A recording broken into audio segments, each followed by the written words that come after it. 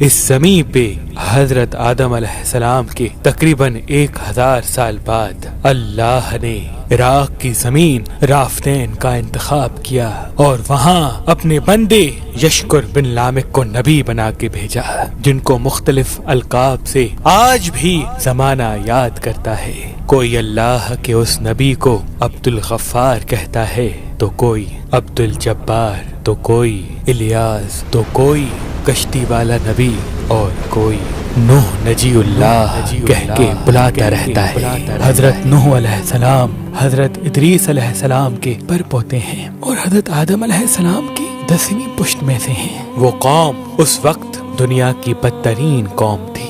وہاں ظلم کرنا، نفسانی خواہشات پر فخر کرنا، بتوں اور شیطانوں کی پوجا کرنا عام تھا۔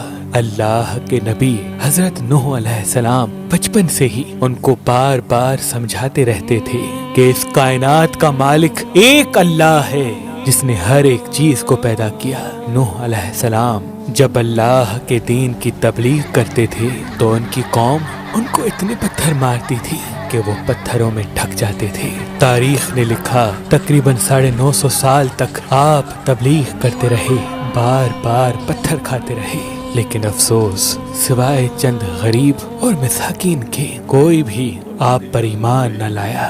آپ اپنی امت کے لیے اتنا روئے، اتنا گریہ کیا کہ آپ کا نام ہی نوح پڑ گیا۔ بس اتنے میں اللہ اپنے نبی پر وحی کرتا ہے کہ اے نوح، اب یہ تیری قوم ہدایت نہیں پائے گی۔ نوح علیہ السلام رو کے اللہ کی دربار میں فریاد کرتے ہیں کہ اے اللہ، یہ انسان ظلم کرنے کو مذاق سمجھتے ہیں، ایک دوسرے کے خیال کرنے کو، مدد کرنے کو بزدلی سمجھتے ہیں، تیری عبادت سے منہ موڑتے ہیں۔ اے اللہ، اس میری قوم کو نیست و نابود فرما۔ جیسے ہی نوح علیہ السلام نے یہ بد دعا کی تو اللہ نے پیغام بھجوایا، اے نوح، ایک کشتی تیار کر، ان قریب تیری یہ ظالم قوم نیست و نابود ہو جائے گی۔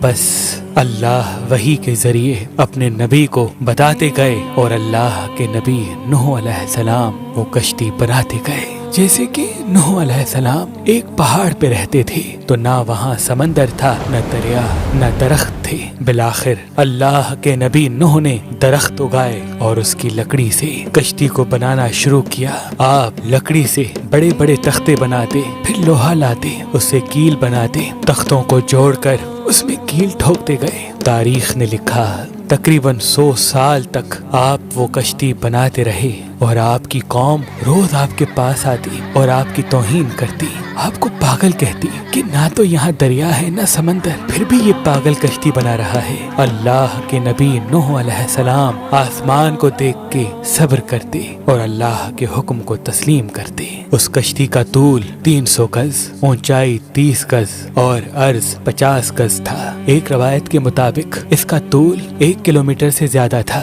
یہ کشتی عام کشتیوں کی طرح نہیں، بلکہ جس طرح سے اس کشتی کو نیچے سے بند کیا گیا تھا ویسے ہی اوپر سے بھی بند کیا گیا تھا تاکہ بارش کا پانی بھی کشتی میں داخل نہ ہو سکے۔ اس کشتی میں الگ الگ 3 درجے بنائے گئے تھے۔ نچلا درجہ جانوروں کے لیے تھا، بیچ والا طبقہ انسانوں کے لیے اور اوپر والا حصہ پرندوں کے لیے۔ ہر درجے میں ایک دروازہ تھا۔ بس جب کشتی تیار ہو گئی تو اللہ نے فرمایا، اے نوح، اس زمین پہ مختلف جانوروں اور پرندوں کے جوڑوں کو اس کشتی میں سوار کرو تاکہ ان مخلوقات کی نسل باقی رہ سکے۔ حضرت نوح علیہ السلام نے مختلف پرندوں، جانوروں، خواہ ہر وہ چیز جس میں زندگی کے آثار ہیں، کشتی میں سوار کرنا شروع کر دیا۔ پھر آپ انسانوں کو حجت تمام کرنے کے لیے کہنے لگے، آؤ، یہ کشتی نجات کی کشتی ہے، جو بھی اس کشتی میں آئے گا وہ اللہ کی امان میں ہوگا۔ وہ پوری قوم ہنستی رہی۔ تاریخ نے لکھا آپ کے ساتھ تھوڑے سے ہی لوگ تھے جن کی تعداد بعض کتابوں میں 80 بتائی گئی ہے، جن میں آپ کے 3 فرزند حام، سام، یافز اور ان کی بیویاں بھی موجود تھیں۔ اللہ نے اپنے نبی نوح سے کہا کہ ان قریب تندور سے پانی ابلے گا اور پوری قوم کو ڈبا دے گا۔ اس بات کو سن کے قوم نوح ہنس ہی رہی تھی کہ اتنی دیر میں تندور سے پانی ابلنے لگا۔ لوگ اس پانی کو دیکھنے کے لیے دور دور سے آتے، ہنستے، لیکن کچھ ہی دیر میں ان کی ہنسی خاموش ہونے لگی۔ کیونکہ وہ پانی اتنا بڑھتا گیا کہ ان کے تمام گھر ڈوب گئے اور اوپر سے بارش بھی برس رہی تھی۔ وہ کافر یہ سمجھ رہے تھے کہ یہ طوفان کچھ دیر کا ہے، تو یوں وہ اونچے اونچے پہاڑ کی طرف جانے لگے۔ ان کافروں میں اللہ کے نبی نوح علیہ السلام کے بیٹے کنعان بھی شامل تھے۔ جیسے ہی نوح علیہ السلام نے اپنے بیٹے کو دیکھا کہ وہ کافروں کے ساتھ پہاڑ پہ چڑھ رہے ہیں، آپ نے دور سے آواز دی، اے کنعان، اس نجات کی کشتی میں آ جا۔ تو کنعان اور اس کی ماں بولی، ہم تھوڑی ہی دیر میں پہاڑ کی چوٹی پہ پہنچ جائیں گے اور پانی وہاں تک تھوڑی آئے گا۔ بس وہ پانی اتنا بڑھتا گیا کہ کہیں بھی نہ کوئی پہاڑ نظر آ رہا تھا،